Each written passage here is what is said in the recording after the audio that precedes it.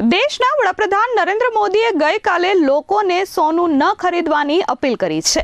આગામી 1 વર્ષ સુધી સોનું ન ખરીદવા માટે હાકલ કરી છે. આ સાથે પેટ્રોલ અને ડીઝલની બચત કરવાનું પણ તેમણે કહ્યું છે. ઈરાન અમેરિકા યુદ્ધના કારણે દુનિયાના તમામ દેશો મુશ્કેલી અનુભવી રહ્યા છે. છેલ્લા કેટલાક મહિનાઓથી ડોલર સાથે રૂપિયો ઘસાઈ રહ્યો છે, જેના કારણે ભારતના વિદેશી હુંડિયામણ પર સીધી અસર પડી રહી છે. દેશ સામે ઊભી થઈ રહેલી મુશ્કેલીનો સામનો કરવા પીએમ મોદીએ ગઈકાલે લોકોને 1 વર્ષ સુધી સોનું ન ખરીદવા અને પેટ્રોલ ડીઝલનો ઉપયોગ ઘટાડવા અપીલ કરી છે.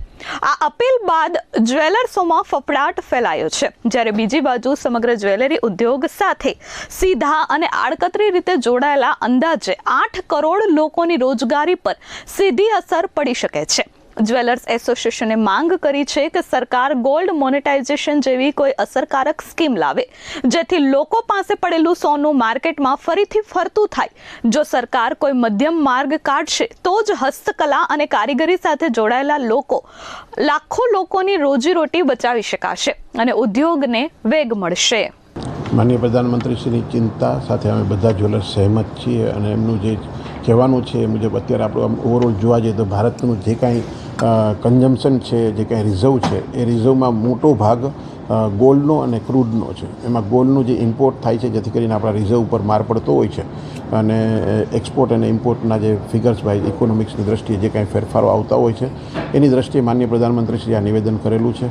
અમે બધા જ્વેલર્સ એમની આ મુહિમ સાથે સંકળાવવા માટે ખૂબ જ રેડી છીએ, કારણ કે એમની જે વાત છે એ દેશભક્તિની વાત છે. આજે તો બધા લોકો આ સાથે જોડાયેલા છીએ, પણ સાથે સાથે અમને લોકોને એવું લાગી રહેલું છે કે આ ઇન્ડસ્ટ્રી સાથે 6 થી 7 કરોડ લોકો જોડાયેલા છે અને લાસ્ટ 2 વર્ષથી જોવા જાય તો ઇન્ડસ્ટ્રીઝની હાલત ખૂબ જ કફોડી હતી, કારણ કે સોનાના ભાવ સતત વધતા રહેતા હતા, ઘરાગીમાં સતત ઘટાડો આવતો રહેતો હતો, એટલે જ્વેલર્સમાં ખૂબ જ ઘરાગીનું પ્રમાણ ઓછું હતું. તો એની સામે કારીગરોને કામ પણ ઓછું મળતું હતું. હવે કારીગરોને પૂરતા પ્રમાણમાં કામ, આ મુહિમ પછી તો કારીગરોને કામ મળવાના ઘણા બધા પ્રોબ્લેમ્સ ક્રિએટ થશે અને આપણી ભારતની કળા કારીગરી તો હેન્ડમેડ આખું જે સોનાની જે કળા કારીગરી છે એ હસ્તકલા સાથે જોડાયેલી છે. જેમ જ્વેલરી કાઉન્સિલે માનનીય પ્રધાનમંત્રીશ્રી અને ફાઇનાન્સ ડિપાર્ટમેન્ટમાં જેને રજૂઆત કરેલી છે મોનેટાઇઝેશન માટેની જે વાત છે કે એક લોકોનું સોનું પાછું લોકોમાં વપરાતું થાય અને આપણી ભારતના રિચ્યુઅલ્સ મુજબ દરેક પ્રસંગો ખૂબ સારી રીતના પાછા ઉજવી શકીએ અને સોના ચાંદીના દાગીનાનો ખૂબ વપરાશ થાય અને પાછું કારીગર લોકો બનાવે અને કારીગર લોકોને પોતાના ઘર પણ સારી રીતના ચાલી શકે એવી એક સિસ્ટમ ક્રિએટ કરવામાં આવે અને જેથી કરીને કોઈ પણ જગ્યાએ ઇન્ડસ્ટ્રીઝને પ્રોબ્લેમ ના આવે, કોઈ પણ જાતના મંદીના માહોલ વચ્ચે આ ઇન્ડસ્ટ્રી ફરીથી સપ્લાય ન જાય. તો એવા પ્રયત્ન બધાએ કરવા જોઈએ.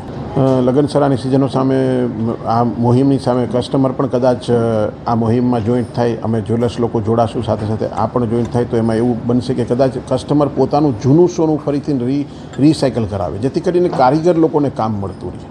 અમારા લોકોનો હવેનો મેઇન ઉદ્દેશ આ પછીના વર્ષનો એ જ રહેશે કે કારીગર લોકોને જો કામ મળતું રહેશે તો આ ઇન્ડસ્ટ્રીઝમાં જે હસ્તકળા કારીગરી જે માનનીય પ્રધાનમંત્રી દ્વારા જે વિશ્વકર્મા સ્કીમ દ્વારા લોકોની જે હસ્તકળા કારીગરી છે જેને પ્રમોટ કરવામાં આવેલી છે એ હસ્તકળા કારીગરી પૂર્ણપણે ચાલે પાછી, એવો અમે પ્રયત્ન કરશું. Bureau report S24 news, Surat.